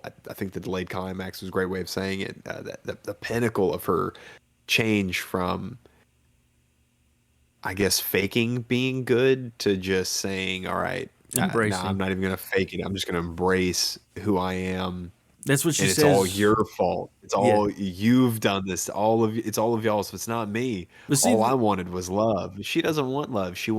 What does she want? She wants fame. she She wants wants to be. glory. She keeps talking about those damn pictures. And I don't know that, yeah, she was in a strict household, but she's it's 1918. You're in the middle of a pandemic. There, I thought what was cool was highlighting, similar to our pandemic with Yeah. COVID, is this movie The highlighted the masks. the different experiences. So isolation for me was not isolation for others. I had a really, for me it was good. I didn't care. I could work from home. So isolation for me didn't, there was no stress. I didn't have the financial worries that a lot of other people experienced. And I lived right next to family, so I was able to hang out and go over and not. And so I thought that was a cool element of highlighting that socioeconomic break of where one's experience of isolation was different. I just thought that was a cool, commentary on stuff that we experienced recently. But Yeah. Yeah, I mean, talking nowadays you about can just that, the hop on your mom, phone if you're bored. If you're bored, you can hop on your phone. Back then, if you had your farm and if you didn't have your dancing troupe, which she didn't get, serial killer, I guess. Yeah. It's like you're That's breeding serial killers out in from the Midwest, freaking Texas and West Texas. Well, I brought that up because the mom, what does she do? She says, "Hey, go out and get medicine." The mom is having to do everything. She's having to be both provider and nurturer. And Hmm. she is definitely more on the provider side of it. She's not doing much nurture. She's providing. which is really all she can do. She's got mouths to feed, a farm to run. And what is her child doing? Her child is taking what little money they have, lying about getting candy, going and seeing a movie because she's obsessed with these damn pictures. It's not that she's not getting any freedom, it's that she's squandering all of it. Same as the pig on the damn porch. So maybe that's imagery that it is the mom's fault because it's the mom who decided to leave that Yeah. pig there. So maybe it's saying What's- that And she's she the said one. like she didn't want it. She's like, we don't accept charity, and it's like it's not charity. Yeah, Like she's too proud. yeah, See, but that's the reason why Pearl hated her mom so much is because her mom submitted to her lifestyle. She submitted to being the provider, to being the person that cleaned, cooked, did the farm, and Pearl didn't want any of that. She was very selfish and entitled in the fact to I where, don't I don't you see it as know, submission at all. I don't think she submitted to it. I think instead she embraced. She reached yeah, up. yeah, She that's probably understood better. that listen, this is the hand that I've been dealt. There's only one thing I can do, and that's either embrace this hand and make the best of it, or I can be miserable. And she says as much to Pearl. She says, "Pearl, you need to understand that you accept this hand yeah, and you make the best of it, or you're going to be miserable the rest of your life." And so I think that was hinting at the mom. You know, the mom was yeah, saying, I don't want to sit here and I was supposed to marry this man, not be his mom. yeah, Yeah. But that's not And in the all hand I was reality, dealt. Pearl reaped what she sowed. Like all she wanted to do is have a life of fame and fortune and get out there. And after that one time, she just gave up after that, and she just lived the rest of her life on that fucking farm until she died. Like she yeah, reaped what she sowed. She got exactly what she deserved because she was so entitled and she thought she could have all this stuff instead of going and chasing it and making a life for herself. She submitted to what she had, to the hand she was dealt, and just like went a really weird psychopathic way with yeah. it. But hey, she suffered for the rest of her life, you know. And I thought it was interesting because the mom says, you know, you don't always get the life that you want, but you make do with what you have, the life you have. And Pearl reiterates that at the end when she's about to kill Mitzi. She's like, you know, you don't have to do this. You know, I won't tell anybody. I won't tell anybody. And he's like, I'm just making do with the best of the life I got, and kills her. Mm-hmm. Well, sure does. But I think. And Kyle, you actually have a different perspective because Manny, did you watch Pearl then X? Yeah, I watched Pearl first and then X. I guess in Kyle, I think you're the only chronological. one out of all three of us that watch X and then Pearl, right? So you do have like a Oh, different perspective on the movies. You watch the sequel and then the prequel, and we watched the prequel and then the sequel. I So that's I probably think wouldn't that's have why. been as salty about. I did not like X. Yeah, I almost didn't even watch Pearl because of how bad I thought X was. yeah. I And see, thought we that have the a we have a different see here we're reaction. We having have this to like watch Pearl great and then convers. X. Yeah, Go ahead. Sorry. it's interesting because Mia Goth, you know, she's also credited as writing Pearl, so she had a hand in writing, I guess, the screenplay for Pearl. So, and you know, X was just Ty West. So I wonder how much of Mia Goth's personality and character went into, you know, the writing of Pearl. That's why it was so much more focused on character development and the breakdown of like this person, you know, the individual person, which I That's a thought it good was point. good. Yeah, Brady made a comment earlier about X. Brady, you said that hey, it's really cut and dry. This is a slasher film, and I think that if you go in with that mentality of X being more like I don't know gritty. Scream, where it's a Yeah, just a gritty killer slasher, that's what it is. But if you go in and if you think about Pearl, it's more of like an American Psycho. I get a lot of Hmm. American Psycho vibes from it, yeah, and Yeah. I just enjoy like we're having such a great conversation with a lot of the imagery and what's going on. In X, there's only a handful of times that there's any like really powerful imagery. There's the panning in through the barn, right before Lorraine goes to do her porn shoot. She takes off the cross that she's wearing, you know, symbolizing that she's no longer church mouse, that she's putting away the traditional and she's going to embrace this new free life. There's the imagery of the two Mia Goths locking eyes yeah. as she's performing her scene, and you know, old Old Pearl is Pearl. getting all jealous because she's Yeah. getting the dick and she's not. Uh, you Howard's know, and so men like you tempted my wife. did he call?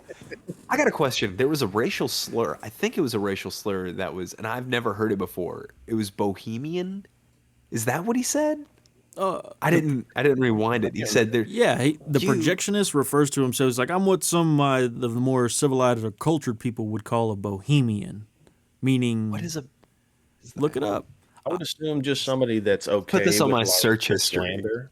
That just looked that shit up because I think it's somebody that's more okay with like not being having that kind of imagery, like nudity and like because back then that was like straight up like illegal. It was taboo. illegal. I don't Yeah, think you can do it. Yeah, and a lot Oh, of people and were accepting that life, and then a used lot of as a people weren't. noun, it's a socially unconventional person, especially one who is involved in the arts.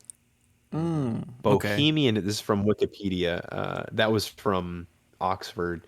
From Wikipedia, Bohemianism is a social and cultural movement that has at its core a way of life away from society's conventional norms and expectations. The term originates from the French bohème. I'm not going to try to pronounce that in a French way, and spread to the English speaking world. interesting. Neat. I couldn't tell what it was. I Yeah, thought that that Howard, right before he killed Jackson, I thought he had said something like, "There was another Bohemian that came around." I was like, "Is that a racial slur that I'm not familiar with?" I didn't know what it was. well, you think Yeah, about it, so that's what I want to know if there were like I just presumed that there were others that came to the farm and were murdered in a very similar fashion there were, throughout yeah, like the catch up between which I would like to know how like what's her actual body count? How many people on What's a did she murder in those yeah, households? because Howard does talk about like after Pearl kills the blonde haired lady in X. And Hmm. he finds her. He's like, "Was that the one?" She's like, "No, you know I hate blondes." So meaning like Pearl has a type that she goes for Hmm. essentially. So no, it's the she hates blondes because of Mitzi. Yeah. yes I see that, Oh, but okay. like it's referring to the fact like, was that the the one, meaning she's been looking for this type of character and they've done this multiple times and she found it when she found Oh, Maxine, okay. and she's like, that's the one, meaning she's gone through a list of other ones to find Maxine. So meaning they've done this whole thing before. Plus, that Jenna Ortega's character Lorraine finds the guy strung up in the basement, stripped down, just in his freaking skivvies, or with his boxes around his ankles, tied up. So they've done this before. Like, this has been a thing. And I think the Yeah. cops also allude to that at the end, because it's like, feels like this has been, who knows how many people have come to this farm and gone missing. Yeah. So they kind of have a history of doing this. Interesting. Yeah, these both of these films were very interesting in the fact that wasn't aware that they were going to be like horror classic films. I really didn't think that that was set up that way. I thought it was going to be a different manner. That's exactly what it was. And if you go into it, just know this is classic horror hack and slash type film with one, the prequel being a lot deeper than the sequel, and two, the fact that there's not really any jump scares. It's more about like the deepness and darkness of being a psychopathic serial killer, basically. Yeah, yeah. Yeah, there But really wasn't any jump scares. no. No, no jump I scares. feel like Maybe I feel like there there was had one been jump one. scare whenever Maxine wakes up and Pearl's in the bed and she screams, and the blonde haired lady, I keep forgetting her name, runs out to like run to Maxine's Bobby room. Lee. Yeah. And Pearl, like, naked old lady, kind of comes out from the shadows around the corner, and it has like the stinger where, like that as she runs Yeah, by. That was, I would say, the only jump scare yeah. that I saw. Oh man, what else can we talk about Pearl? Oh, going back to the Bohemian thing, when the projectionist refers to himself as Bohemian, what you gave a descript and like a definition of someone who involves with the arts, unconventional ways of conducting themselves in society. Him showing Pearl the pornography that he filmed that he got when he was in France, overseas in France apparently. He's like, this is an art form. This is gonna be this is gonna be huge. It's gonna be multi-million-dollar thing. It's gonna take off. It's very unconventional to have pornography think as something more of something of a cinematic kind of quality, when really it's just people having sex on film, which is, you know, degrading and gross. Like I said, I not to mean, sound it's a huge prudish. industry now. It Like is a it's huge, just it's a that's if you really huge think about the industry. nowadays using OnlyFans and stuff like that. I mean, some of these people are making millions of dollars off of I mean, people yeah, being perverts nowadays. It's wild. it is crazy. So that aspect is, I mean, yeah, he wasn't wrong. And when he said that, now I'm not sure what the actual like if there's subtle context is the reason like this theme of like sex or pornography isn't a big part of X, and then subtly introduced in Pearl. I think the only tie between those two is like Pearl is exposed to it because that's the first time she's ever seen anything like that is when the projectionist shows her. And then, obviously in X, when she's seeing it again, like acted out very, vividly and being recorded, she's like, this is what I heard about all those years ago and how popular it is. And that's what drives her to be kind of. Pearl's character in X is like sexually driven. Like, she's fucking horny. A horny old lady, but she's also like messed up in the head too. Well, the parallels between Pearl and X are the fact that Pearl is introduced to the sexually alluded films, and she's not like obsessed with it or anything. She doesn't necessarily want to do it. She wants to go down the path of like going into a church group, making her way that way the most like And being a honorable star. way, like Yeah. morals, keeping her morals doing it. And that parallels with the fact that Maxine is the complete opposite in Pearl. She is a preacher's daughter. She runs away and joins a troupe to be in a sexually, fueled film. And Pearl sees that and understands that that's where the parallel. That's why she likes her so much.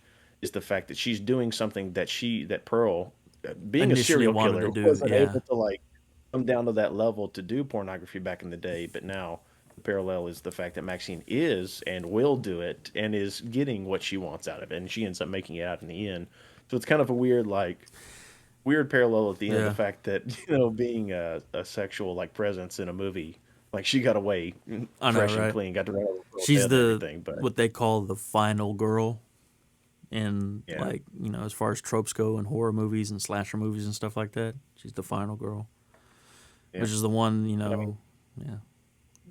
that's pretty much. I mean, that pretty much details both the movies. I do think that Pearl was a couple of steps ahead of X for sure. Just the fact that it had more deep, dark, sadistic things that they actually touched on when X was more or less just like, let's tie this up like at the end and show what happens throughout it. I hope they don't make another one. They could. They could make another one, They but I they're hope they making don't. they are making a Maxine movie with Mia Goth. Oh, are they? Really? And I got some controversy about that because Mia Goth, she's actually being sued right now by an extra who she kicked in the head on set of while filming Maxine. He alleges that during the filming of the scene, she accidentally like steps on his head or like kicks him in the head.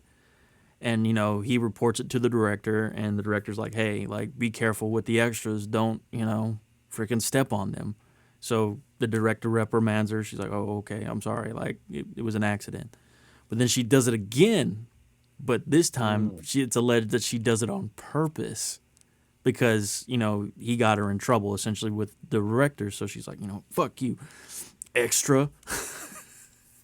And She's then gonna be sued for that, but Alec Baldwin is walking free as day after killing somebody on the set of shooting Rust. That's somebody. wild.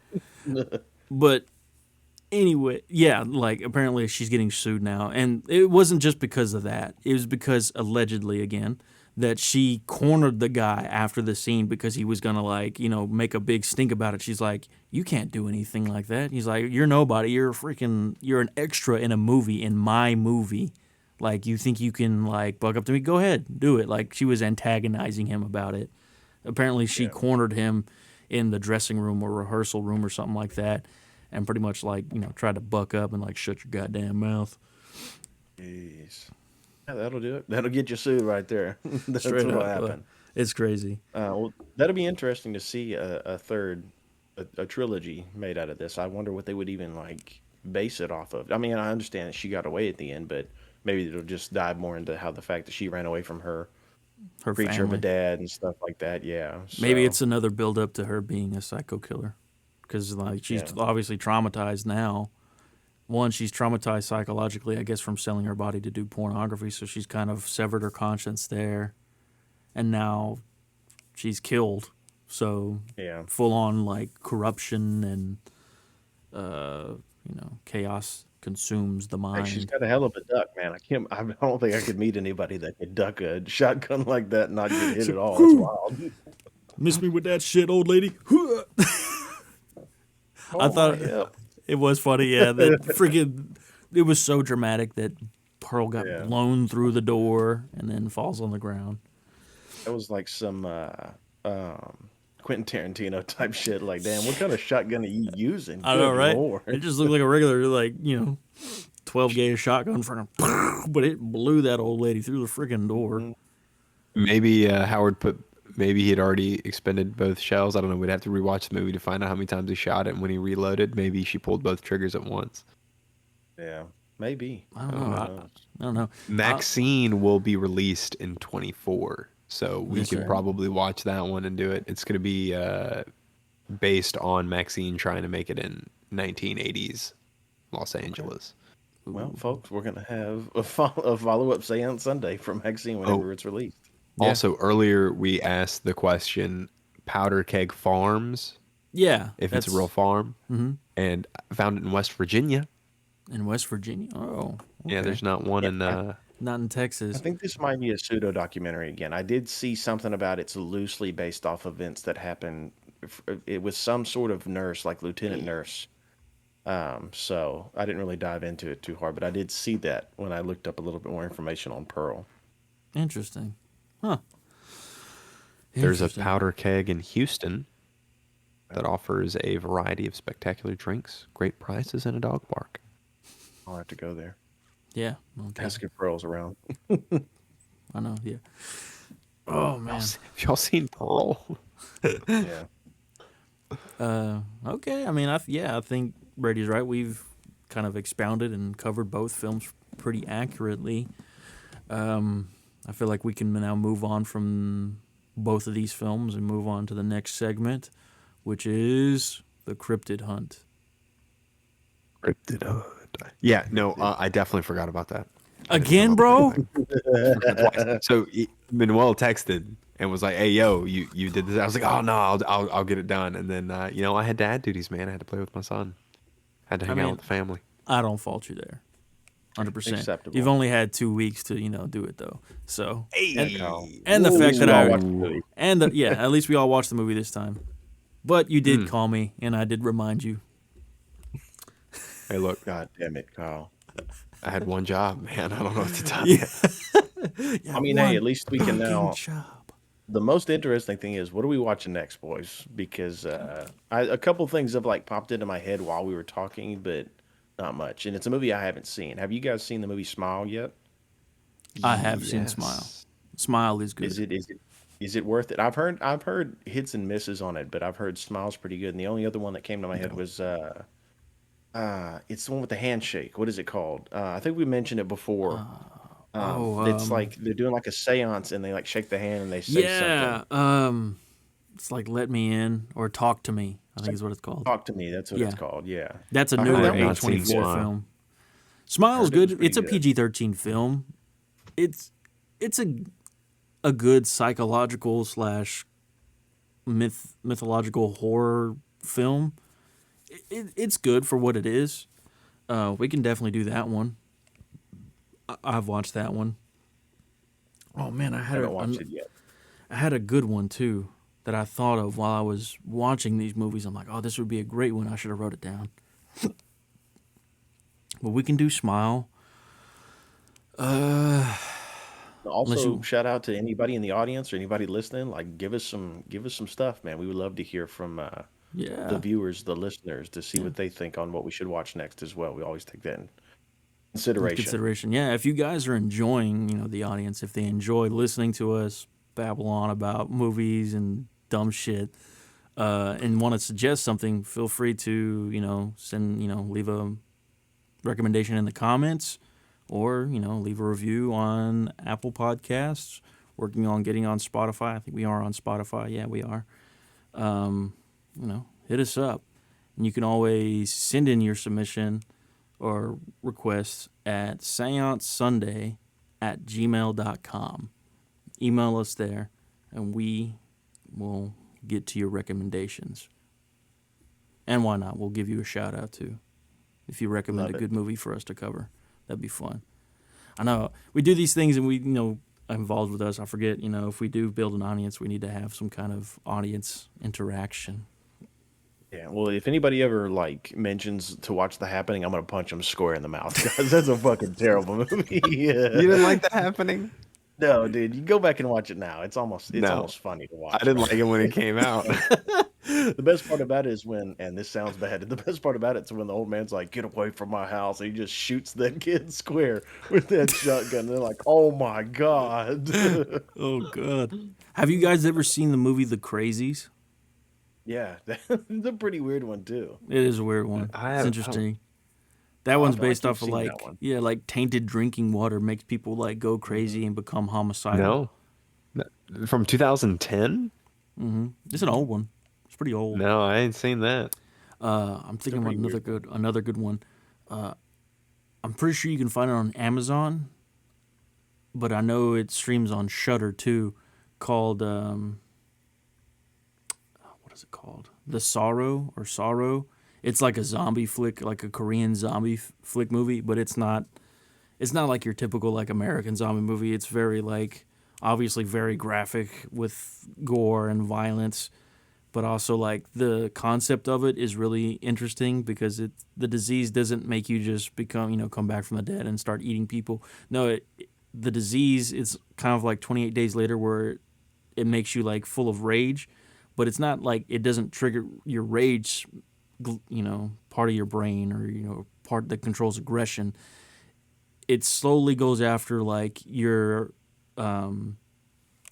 visceral animalistic need to like hunt and murder things, like the very primitive aspect of our brains as hunter gatherers. It specifically the virus targets that and makes you act on it like aggressively.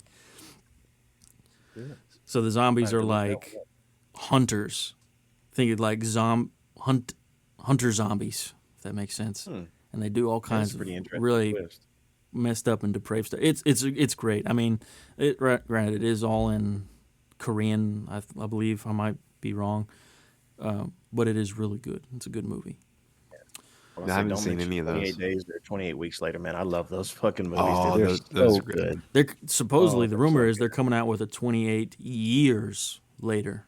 I'm gonna watch the shit out of it too. Those Yeah, movies are so good. I just remember there was a time in my life when I didn't realize those were two different movies. So like I like watched the one with Killian Murphy yeah. like 1 month, and the next month I'm like I kind of want to watch it again. It was a pretty good one, but I put on 28 weeks later. I'm like, what the fuck is this? I've never seen this movie before. Am I stupid? I went back and checked it. I was like, oh, these are two different movies. Oh yeah, dude. And 28 freaking years later, January 11th, 2024, it was given the green light. So they're in making in Yeah. production. Yeah, yeah, yeah. I love that dope. one. That's probably my favorite zombie movie. Like right there, 28 Days or 28 Weeks, either one. They're both really good. They absolutely they were good. I really enjoy the score from those movies. Oh man, iconic. Boom, boom, boom, Boom, boom. boom, boom. Here we go.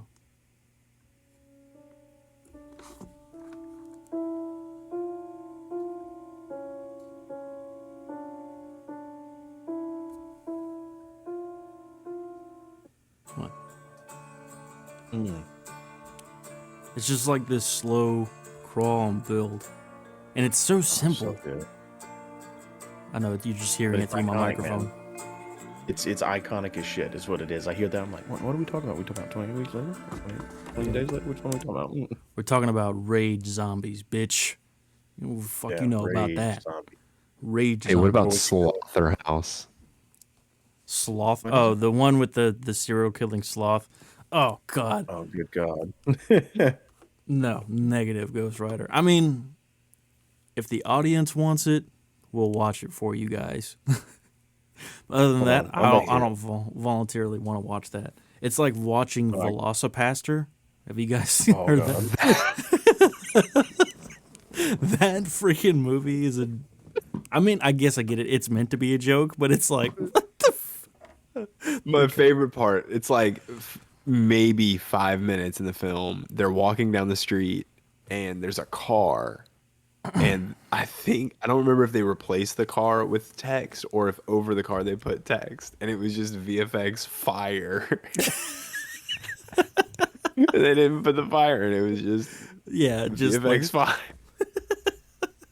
So bad. that's pretty Like, great. even though it was meant to be a joke, that's the kind of, we should do a movie. We should make a movie and I want it to be that bad. Kind of like a Oh, spoof dude, film. I'm trying to get Ross to remind me because me and Ross watched a movie. It has like this weird D-list actor in it, but it's about like this doll. It's such a weird fucking scary movie, and I'm hoping he responds really quick. And he's probably About a fucking doll. Okay. Wait. He might have said something. Oh god damn, he doesn't remember. Ross doesn't remember shit about anything. But me and Ross, like, we took some gummies. We watched this fucking weird. Like, I couldn't go back and watch it again. I could. Honest to God, it I'd was have to be so high, fucking yeah. funny. Yeah, dude, it was so funny, and I just can't remember what it's called. I'll have to remind myself and look it up later because it was so oddball. And I was like, I can't believe we watched that movie in its entirety. We watched every second of it. Like we were That able was to so sit through bad. this whole movie and watch it end to end. Oh, that's great. I don't know. Do you guys want to do another serial killer movie, alien movie, slasher movie, I'm creature good with a little feature? bit of. Oh, good creature feature sounds good. We haven't done that yet. So we've already done technically aliens with what was that first one we did? Shit, I always forget No the name one of will it. save you. No one will What save was that you. again? Yeah, Technically aliens. This one was a good horror hack and slash. So we're yeah, I not think gonna talk about the episode where we did They're the fourth kind. closing. No, We're not gonna we're talk about just, that episode. we're just not. what a That was what a terrible. terrible Oh, idea. I remember the movie now. It's a cosmic horror. Hmm. If you guys are Is that the interested in name cosmic, of it? no, it's called The Void. It's on Amazon. I think I've heard of it. It's great. It's a great like cosmic horror movie. There's like a whole cult kind of aspect behind it, and the creature design, cinematography of it. It's freaking great. I might be misusing that word cinematography, but the visual effects, the practical effects in it, it's dope. It's so sick. The I'm plot's about to say, good. talk about a cinematic movie that has a creature in it that's fucking terrifying. Have you guys seen The Ritual before? That is a fucking terrifying Yes. movie. The Which I Ritual movie? wouldn't is mind. great. Ritual's so good. We could do Oh, we you could haven't do seen that that one. one? The I'm down for that Ritual? one. That one's Yeah. so fucking good. 2017 film. Yeah. Oh, it's so On good. Netflix. Yeah. It's That about one's that one is genuinely scary too. Like it's I a was scary movie. I mean, some parts of it were scary. I was more intrigued with it, like I guess intellectually, in a sense of like, what is the mythos behind this god that they're, worshiping out in the freaking wilderness of where are they in Ireland? I'm like, Yeah, whoa, somewhere what out is there in this? Yeah, fucking Europe, or man. It's just Norway, it is. or Yeah, it's a good creature film because the creature is like based from Norwegian descent. I think it's like yeah, a mix of a Norwegian couple things, mythology. but Hmm. yeah, but It's that's a really good movie. I think yeah, that one has good there's character development and a good a creature really funny feature. scary movie part in that. Do you remember the funny part of that movie, Manuel? When No. he's in the fucking village and that lady comes out around the corner, he just goes boom, punches her in the face. It He kills her straight up too. I was like, drops oh this my old god. lady, dude. Oh, It's a funny. It's just such a good comedic portion of that movie. It made the rest of the movie was still kind of scary, but I was like, that was funny as fuck. She goes, oh, boom. ow. I'm definitely watching Ritual, regardless if we do do a podcast on it, because in the related films category, it has As Above, So Below, and The Autopsy of Jane Doe. Have you seen As Above, So Below?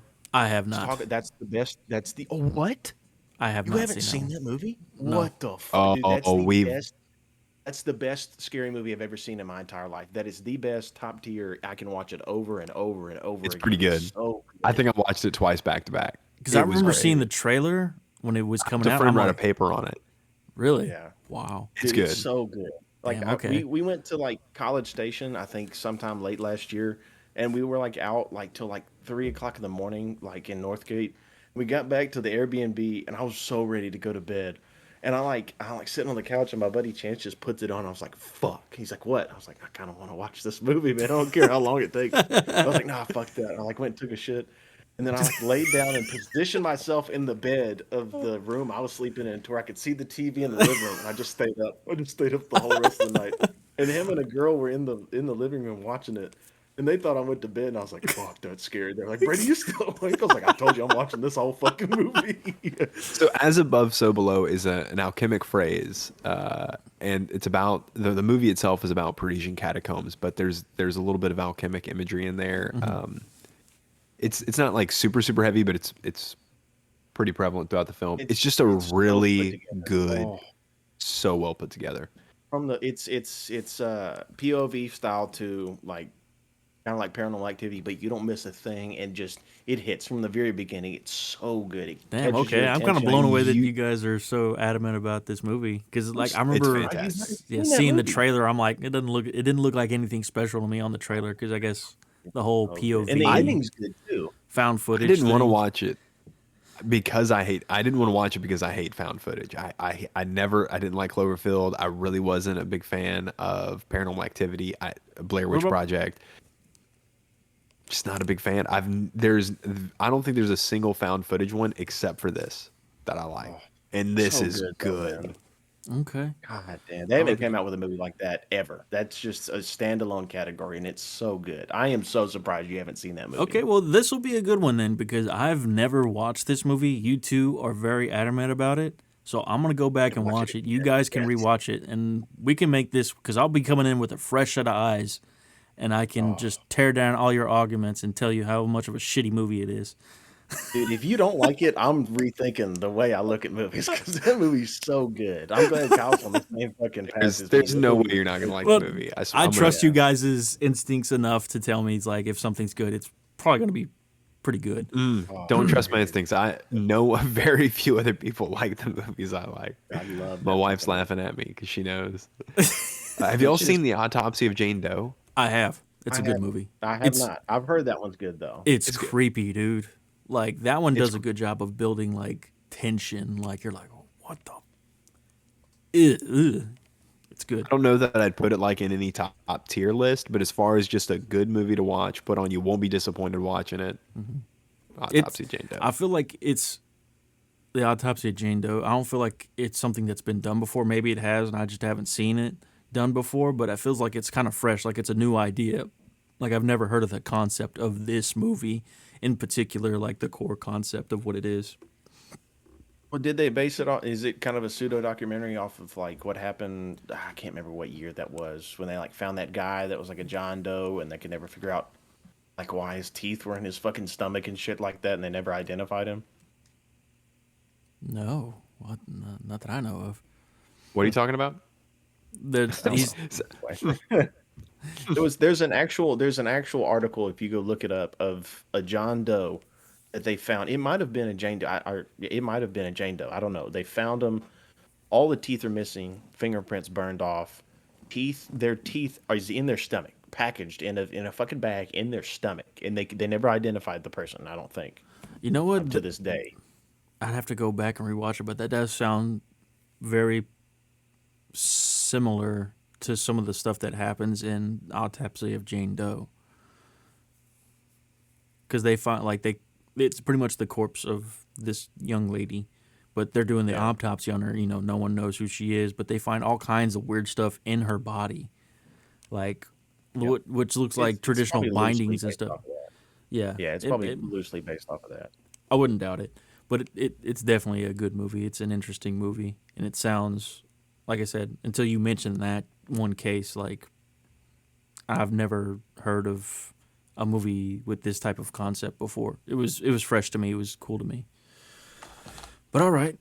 So We got a we're good little list going. yeah. So Yeah, so I have as a As Above, So Below, The Ritual, The Void, and Talk to Me. and talk to me. Yeah, talk to me is like a newer one that came out in 2023, right? Yeah, that came out in 2022. 2023. Yeah. Was it Yeah, it's 23? 2022, 23. Oh wow. Okay. That's what Well, it says if you on all of this that I'm getting from. I'm on IMDb. Well, I That's figured. I mean, that's the one place everybody goes for movie facts. Okay. Well, hey, if you want to clip this part, Manuel, just let the audience decide. We got four types of movies. If they want to select one, and we get a good choice, and we'll go with it, man. Rip All a right. reel, throw it out there, and see how many Cool. people would get to react to it. All right. So, you guys send in your comments in the comments section. What would you guys like to hear us review? As above, so below. The Void. What do they call? Talk to me. Talk to me. The Or The Ritual. ritual. or The Ritual. Let us know, guys. And with that, I guess we'll wrap up. I got to piss like a racehorse. I've been holding it for like the past, I don't know, hour. But it was great talking to you guys. This is a solid episode. I think, Always a pleasure, gentlemen. yeah, this is well almost over 2 hours on this one, or at least 2 hours, I think. We So could probably cut some of it out. yeah, Do this- you do? Yeah. yeah, I edit. I don't edit a whole lot. Like I said, I'm not going to do a whole lot of editing on this because we didn't really go off on a bunch of tangents. At the beginning, yeah, we kind of did, but I feel like I can get some good clips from that section, like Brady farting into his microphone. I thought that was funny. Yeah, I need that clip. I'll post that one so fast. But yeah, no, it was pretty good. I did notice the last two were like 90 minutes long. I don't. Can you tell how many people view it on like Spotify and like Uh, Apple Podcasts and shit like that? yeah. You know what? Let me pull What it are the up. numbers? Yeah, I want to know the statistics. Because I have it set up. We're running through Acast. What's the podcasting? Did you get a lot of engagement from the TikToks that you sent out there? I know you mass dropped a shit ton of them on the Seance Sunday podcast that I saw. Yeah, on the TikTok channel. Yeah. Yeah. Some people. Some of the clips got upwards of over 1,500. Good. So yeah, they're getting good stuff for the most part right now. What's that? What's the channel name for that? For what? For which one? The Seance Sunday podcast. That's the channel name. It's the Seance Sunday podcast. It's on YouTube. Oh, I guess I should, include if you're listening to us on Apple Music, where else you can find us. You can find us on YouTube. If you want to listen to the video version of this podcast, check us out on YouTube at Seance Sunday Podcast, or, on wherever you get your podcast, on Spotify, Seance Sunday Podcast. Check us out. If you are listening on one of those networks or streaming platforms, make sure to leave a like, comment, and share it with your friends, family, anybody that likes all things creepy, cryptid, horrible, terrifying, and awesome. Fucking share it, you nerds. Share it, And you I'll do nerds. and I'll do a segment on the hunting of. The cryptid hunting, because it's fun. Don't forget this Yeah. time, you jackass. Yeah, Kyle, this is your third reminder. Your third yeah. Like I said, we're on Spotify, we're on Apple Podcasts, as well as Samsung Podcasts, Google Podcasts, that kind of stuff. All the places you can find us. I guess we forget to do that a lot. I don't ever do like the drum drops where you guys can find us. Spotify, though. I don't know. I have to look into Hold this Spotify. beef stick now. Is there a reason we're holding it? I don't know. Feels natural. There's this big, lunky, girthy thing right next to my mouth. Gay. Oh, is that not politically appropriate? Oh, my bad. But all right. That's the best. Like I said, I'm excited to do this in person one of these days. Like I Oh, that's said, gonna be pretty cool. yeah, we can all work it out for the baby thing, baby shower. Oh yeah, make it happen. When is that again, Kyle? Remind me. We don't have a date for the baby shower. Well, Oh, get a yeah. fucking date then. I'll, This is your first reminder. I'll let her know. Brady says get a fucking date for the baby shower. Do you want me to beat his Yeah. ass now or later? Brianna. That'll be later at the baby shower. Yeah. If you ever plan it. Oh yeah, we technically haven't even announced it yet. Oh, okay. Yeah, only close family knows, and the listeners of this podcast. They now know. All the strangers on the internet now know. All Our the sponsor, strangers. Zenichinos, Zimbabwe's. Gotta get Shout out them to the channel. zennies. Gotta get them Love zennies, in there. boys. Oh God, Those Those Zennies we're boys. so lame. So lame. They'll hear us one of these days. Shameless. I'm gonna have to quit just on principle. I'm getting.